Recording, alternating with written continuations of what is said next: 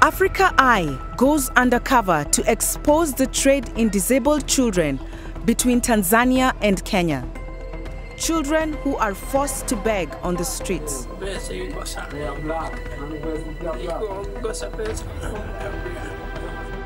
We find out how families are tricked into giving up their children. We reveal the true scale of this cruel trade.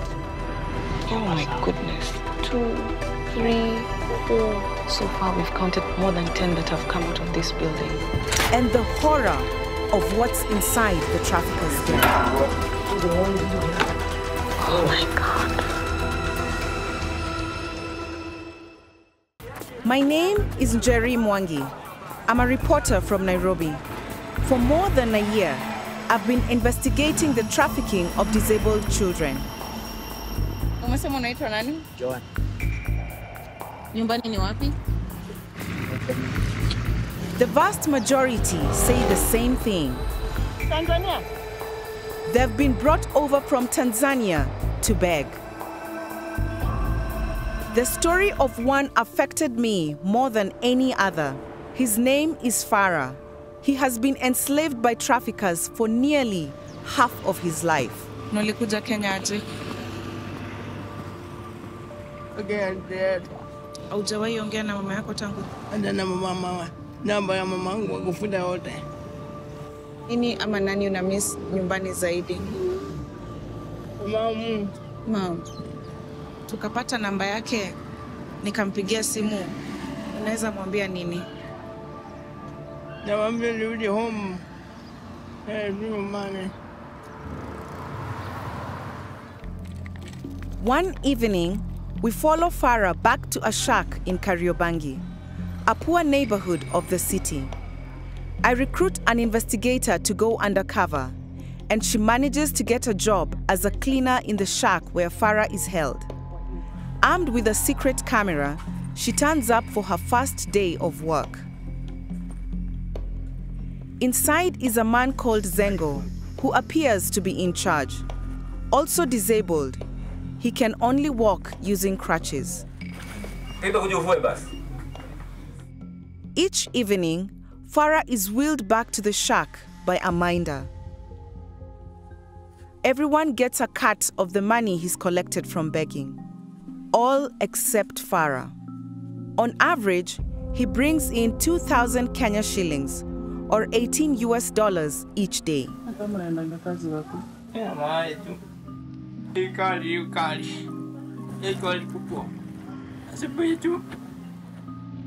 Our investigator noticed that Farah is not the only disabled beggar being held in this neighborhood.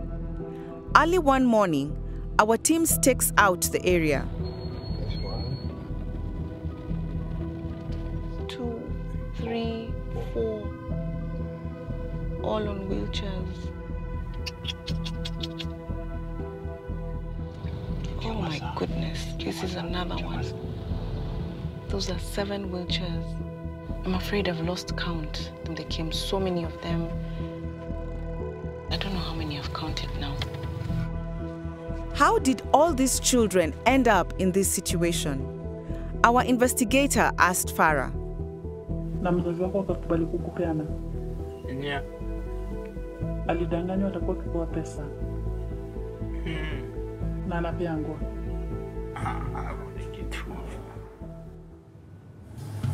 It seems like families in Tanzania are being tricked into giving up their disabled children with false promises of financial support. I decide to go there myself to find out more. I met a family who gave their disabled daughter to traffickers in 2017. Kurwa was 9 years old. Kurwa? Afuyo. Kama mtoto huyo akipata mchango mzuri wa hela, nitakuja naye na posho yake hivyo hivyo. Aliwaileta chochote? Hajaleta kabisa. Na mmeshawahi muona, mmeshawahi ongea na yeye? Unamtamani mtoto wako?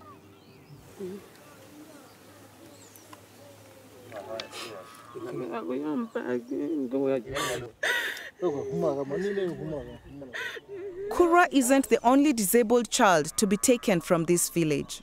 Kama kuna watoto wengine wameenda Nairobi, wale walemavu, Maswa, ukiuliza wanasema tu Maswa.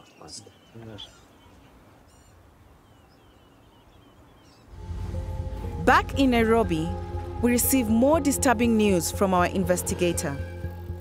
Farah has told her he is regularly beaten by Zengo, the man who has held him captive for almost a decade.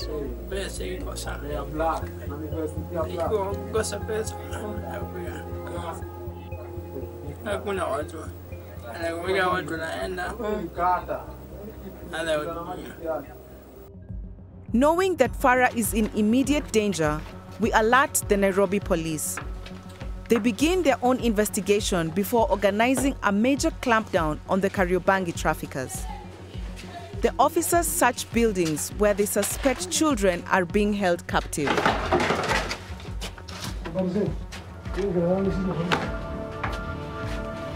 Oh my God. A young child and 5 people are held in a windowless room. I am so shocked at how many people are staying in that house, really shocked. So we are going now to Zengo's house.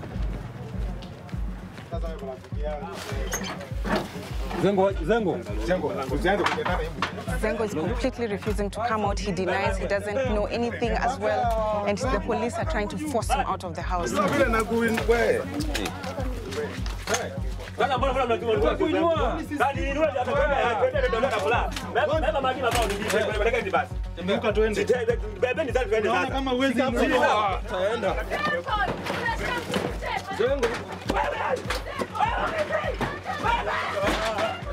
With Zengo safely in the police van, we break into the locked rooms.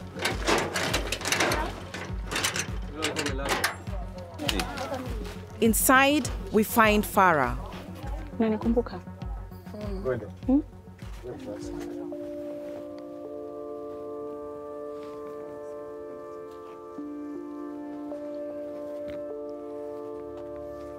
He's not sitting properly.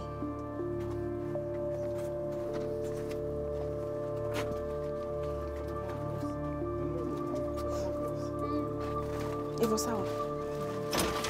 How does it operate? Farah ni polisi, unakuja kukuondoa hapa kupeleke mahali mzuri, sawa sawa? Si uliniambia utaki kukaa na unaumia sana. Tonight, we have caught up with 2 traffickers who the police have arrested.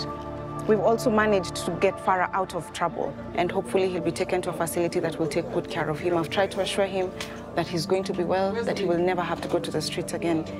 And that is my hope and prayer for him. Zengo was charged with human trafficking and is in police custody. He denies the charges against him. The people seen rescued during the police operation were all repatriated to Tanzania. Farah is now living in a care home, free from his traffickers, and is finally reconnecting with his family.